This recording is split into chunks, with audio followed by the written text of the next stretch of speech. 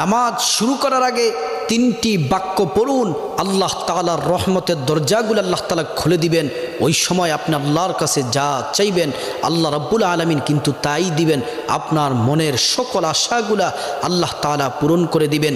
আল্লাহর পেয়ারা হাবিব সাল্লাল্লাহু আলাইহি ওয়াসাল্লাম নামাজের ইমামতির জন্য সামনে গেলেন, কিন্তু পিছন দিক থেকে একজন সাহাবী উচ্চ সুরে বাক্যগুলা বলতেছেন।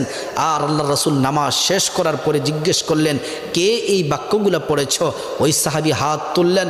আল্লাহ রাসূল বললেন, তুমি এই দোয়া পড়ার সাথে সাথে আল্লাহ তাআলা রহমতের দরজাগুলা খুলে দিলেন। তুমি ওই সময় যা চাইবা দোয়াগুলা পড়ে আল্লাহ তাআলা তাই দিবেন, সকল আশাগুলো আল্লাহ তাআলা পূরণ করবেন।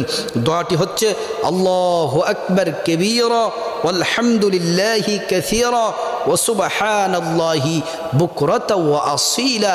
এই দোয়াটি পড়ার সাথে সাথে আল্লাহ তাআলা রহমতের দরজাগুলা খুলে দেন।